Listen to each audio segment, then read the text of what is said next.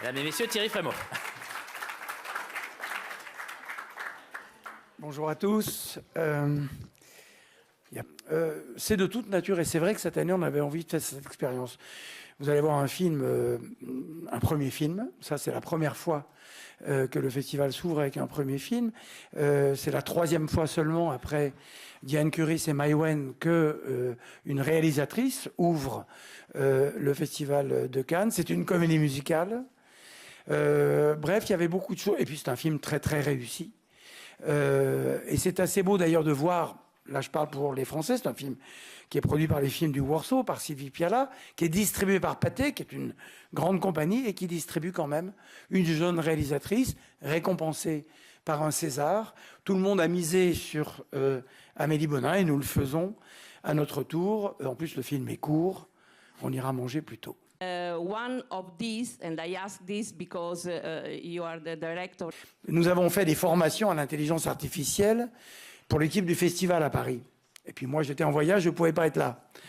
Eh bien, on a accueilli les gens de l'équipe avec ma voix, qui leur disait « bienvenue ». Donc ça fait peur. Mais c'est bon, c'est une question tout à fait fondamentale.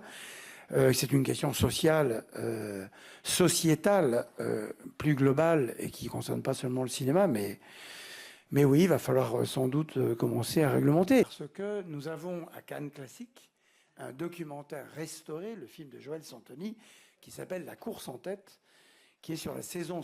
Et c'est souvent que les aventures commencent à Cannes, elles peuvent commencer aussi dans d'autres festivals, mais souvent Cannes est considéré comme étant un festival un peu à part et surtout mal placé, puisqu'il est au printemps et que, habituellement, les films à Oscar arrivent plutôt à l'automne. Et ça fait quelques années, mais ça fait de nombreuses années quand même. No Country for Old Men était à Cannes.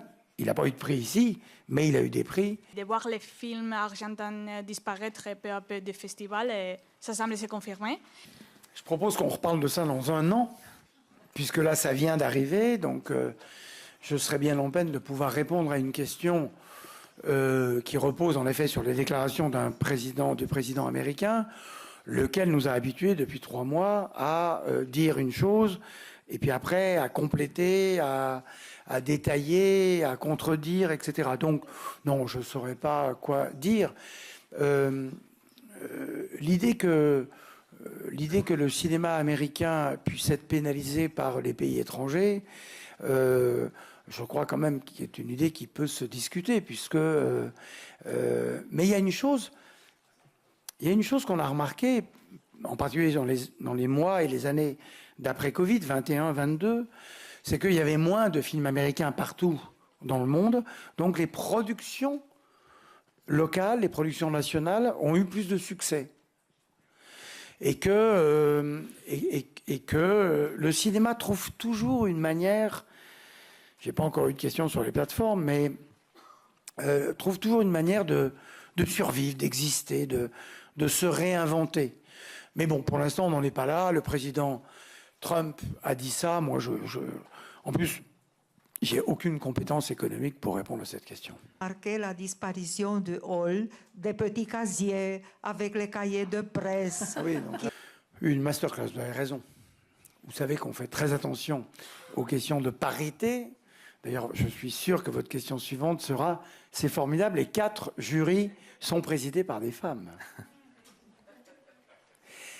Et je vous dirais que, en fait, c'est une coïncidence.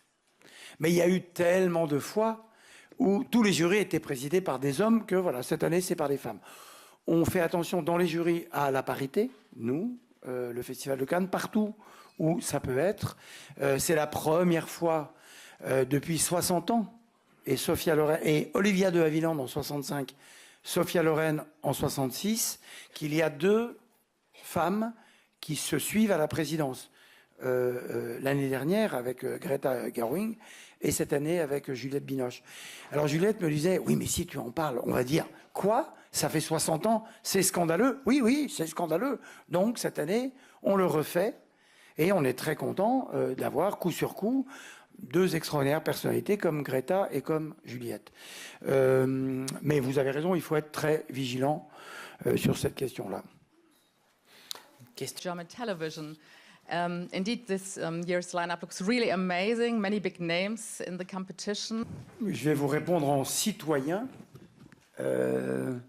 qui respecte la justice de son pays, donc je l'accueillerai en prenant connaissance. Pardon ? On verra demain, je ne sais pas. Je sais pas vous non plus, on ne sait pas ce que ça va être, voilà. Non, je peux difficilement.